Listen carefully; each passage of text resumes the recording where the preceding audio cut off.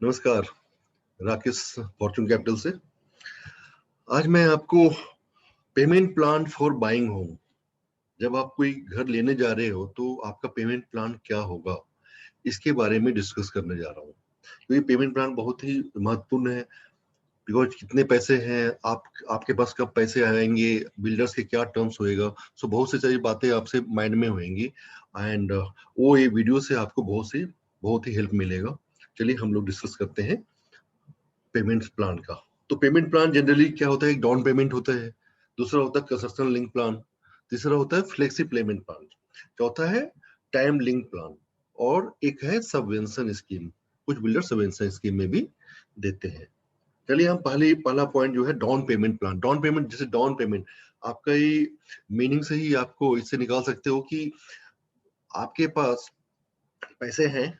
आप सपोज घर देखने गए और आपको बिल्डर ने बोला कि आप डाउन पेमेंट में लो तो मैं आपको 5 से 10% एक्स्ट्रा डिस्काउंट दूंगा। तो आपको फायदा क्या हुआ? आपको फायदा ये हुआ कि आपको 5 से 10% का एक्स्ट्रा डिस्काउंट मिल गया। डाउन पेमेंट आपने 80% 90% जो भी टर्म्स है उसके अकॉर्डिंग आपने डाउन पेमेंट कर दिया, मतलब एक साथ पेमेंट आपने बिल्डर को दे दिया। तो इसके एडवांटेज में यही हुआ कि आपको एक्स्ट्रा डिस्काउंट मिल गया 5 से 10%। इसमें एक मेजर पॉइंट है, रिस्क इन्वॉल्वमेंट है। रिस्क इन्वॉल्वमेंट ये है कि अगर आपने पेमेंट कर दिया 90%, पता चला बाद में वो 6 महीने साल भर के बाद वो प्रोजेक्ट आगे बढ़ा ही नहीं, तो आपका पेमेंट वहां फंस गया और पता नहीं कब तक आपको देगा वो। तो आपके पास चॉइस नहीं होता कि आप उस पैसे को वापस लेके आए, वापस किसी दूसरे प्रोजेक्ट में डालो। इसलिए डाउन पेमेंट्स बहुत से प्रॉपर्टीज में, बहुत से जगह लोग अवॉइड करते हैं, अभी बन रहा हो। अगर बिल्डिंग तैयार है तो आप उसको उस समय उसके अकॉर्डिंग आप इसको चूज कर सकते हो। नेक्स्ट पॉइंट है अपना कंस्ट्रक्शन लिंक प्लान, इसको सीएलपी प्लान भी बोलते हैं। कंस्ट्रक्शन लिंक में क्या है कि आपका जो प्रोजेक्ट है वो आपका किस स्टेज पे, स्टेज वाइज आपको बिल्डर्स पेमेंट मांगता है। जैसे suppose second floor, fourth floor, six floor का स्लैब ढल गया तो उसके अकॉर्डिंग आपसे पेमेंट मांगता जाएगा। इसका बेनिफिट ये है कि आपको एट ए टाइम आपको फंड पेमेंट देने से बच सकते हैं आप, कि आपके पास उतनी कैश नहीं है, लिक्विडिटी नहीं है, तो आप आगे बढ़ सकते हैं, आप उस घर को बुक कर सकते हैं। सेकेंड थिंग है, अगर आपने उसके लिए मान लो लोन भी लेते हैं तो आपकी ईएमआई, आपको सिर्फ इंटरेस्ट पे करना पड़ रहा है, या आपकी ईएमआई बहुत थोड़ी सी बनेगी, बिकॉज आपका स्टेज वाइज आपका डिसबर्समेंट होएगा।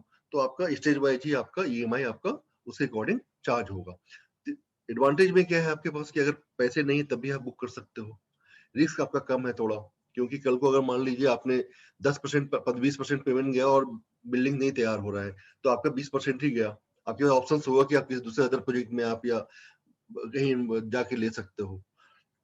और इसका रिस्क, इसमें रिस्क यही है, रिस्क ये है कि जो इसका इंटरेस्ट है, क्योंकि आप सीएलपी में आप interest in most cases since they have a longer tenure, तो क्या है कि मान लीजिए 30 साल के लिए लोन ले रहे हैं आप, तो आप सिर्फ इसमें इंटरेस्ट पे कर रहे होते हैं सीएलपी में। अब इंटरेस्ट पे कर रहे होते हैं तो इंटरेस्ट में आपका प्रिंसिपल पे नहीं हो रहा है, तो आप इंटरेस्ट, जब तक आपका बिल्डिंग तैयार नहीं हो रहा है तब तक आप इंटरेस्ट पे करते हैं, तो आपकी कॉस्ट जो है बिल्डिंग आपका प्रोजेक्ट का वो बढ़ जाता है। तो वो उस महीने में आपका थोड़ा सा वो एक कॉस्टली हो जाता है। तीसरा है आपका फ्लेक्सी। फ्लेक्सी का जनरली फ्लेक्सी में क्या होता है कि बिल्डर्स बोलते हैं कि 50-50 दे दो आप, 50 अभी दे दो, 50 आप पोजीशन के समय दे देना, या 60-40 कर दो, 40-60 कर दो। ये इस टाइप का बिल्डर्स पेमेंट प्लान बनाते हैं आपके लिए। उसमें फायदा ये होता है कि आपके पास सपोज पूरी फंड नहीं है तो आप उसको उस अकॉर्डिंग आप बुक कर दिए, या आपके पास अभी 50% है, बाद में 50% लोन ले लेते हैं आप, तो आपके पास ये सब आपके पास ऑप्शंस होता है। इसमें भी आपको बिल्डर से आपको डिस्काउंट्स मिल जाते हैं, 5 to 7% अगर आपको एक्स्ट्रा डिस्काउंट मिल जाता है तो आपको आपकी कॉस्ट, आपकी प्रॉपर्टी कॉस्ट थोड़ी सी बच जाती है। और आपका रिस्क क्या इन्वॉल्व है? रिस्क है कि अगर आपने 50% पेमेंट दे दिया, फिर आपका प्रोजेक्ट आपका अपने प्रोजेक्ट आपका 2 महीना 4 महीना 6 महीने के बाद कोई लीगल इश्यूज आ गया, कुछ प्रॉब्लम्स आ गया और आपका प्रोजेक्ट बंद हो गया, तो आपका 50% पेमेंट आपका बंद, मतलब आपका वहां पे चला जाता है, और आपका रिस्क वहां पे बहुत बड़ा रिस्क बन जाता है। तो इस मामले में फ्लेक्सी पेमेंट थोड़ा सा इसका ड्रॉबैक है।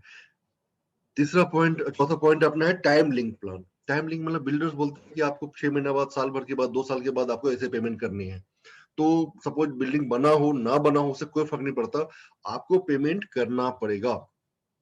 तो इसका ड्रॉबैक यही है कि आपके पास बाउंडेशन हो जाता है कि आपको 6 महीने में अगर सपोज 10 लाख देना है तो देना है, उसमें आप उसको डिले नहीं कर सकते। डिले करोगे तो फिर आपका एग्रीमेंट को कैंसिल कर देगा। तो वहाँ पे आपके लिए एक आपका ड्रॉबैक ये हो जाता है कि और रिस्क ये है कि अगर मान लीजिए कंस्ट्रक्शन डिले होता है, आपने पेमेंट 6 महीना में मैंने मान लो अगर आपको देना है 6 महीना में देना पड़ेगा। कंस्ट्रक्शन भले वो 5 साल चले, लेकिन आपने जो एग्रीमेंट साइन किया है तो पेमेंट्स आपसे बिल्डर ले लेगा। तो वहाँ पे आपका ये रिस्क इन्वॉल्व आपका है इस टाइमलिंग प्लान में।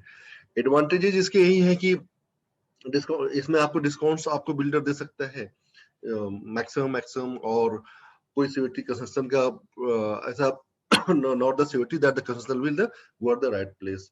तो इन सब प्लान्स में थोड़ी सी टाइमलिंग प्लान में भी वही चीजें हैं कि आपको पेमेंट तो ले लेगा, लेकिन डिलीवरी कब करेगा वहां पे आपका एक दिक्कत है। एंड द लास्ट ऑप्शन है सबवेंशन। सबवेंशन में होता है कि आप एक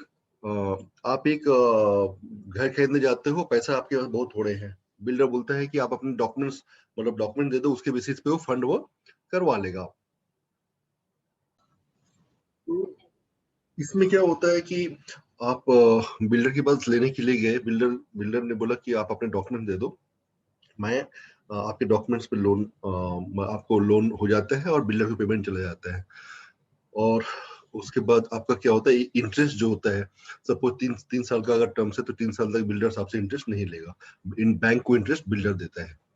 तो इसमें एक पार्ट ये होता है कि आपकी जो ईएमआई स्टार्ट होती है 3 साल के बाद, लेकिन प्रॉब्लम ये है कि कल को मान लीजिए सपोज ये प्रोजेक्ट 3 साल ना होकर 5 साल में बना, तो 3 साल तक तो बिल्डर इंटरेस्ट दे दिया, बाकी आपको ईएमआई देना पड़ेगा। तो ये आपके लिए यहाँ पे आपका ये आपको प्रॉब्लम एक कर सकता है। दूसरा इसका बेनिफिट सिर्फ ये है कि आपके पास पैसे नहीं थोड़े कम भी है, तभी आप इसको घर आप ले सकते हो। लेकिन इसमें एक और भी पॉइंट है कि बिल्डर जब ये आपको देता है स्कीम में, तो अपने कॉस्ट को ऑलवेज वो प्रीमियम को ऐड कर देता है। सपोज आपने 3,000 पर स्क्वायर फीट लिया, तो आपके 100 200 300 उसके हिसाब से आपको जो भी आपका टेन्योर जितने टेन्योर दे रहा है उसके अकॉर्डिंग वो कॉस्टिंग उसमें ऐड कर देता है। तो आपका क्या हुआ कि आपने जो 3,000 का सामान था आपने उस समय 3,500 में लिया, तो ये आपके लिए कॉस्ट आपका बढ़ गया। तो ये स्कीम्स सही भी है और गलत भी है। सही इन द सेंस है जिसके पास पैसे नहीं है वो स्कीम में जाते हैं, जो अभी नहीं, क्योंकि वो रेंट भी दे रहे होते तो उनसे बचने के लिए वो चाहते कि ईएमआई अभी शुरू ना हो और घर भी बुक हो जाए। तो एक उनके लिए सही है। ड्रॉबैक यही है कि आपने पेमेंट तो चले गए, कल को बिल्डर्स के फिर मर्जी से जब भी देगा, तो वहां पे आपको ये फंस जाते हैं।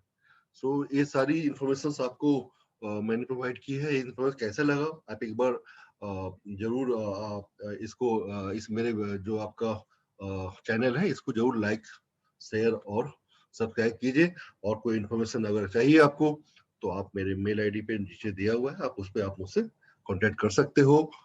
Thank you very much.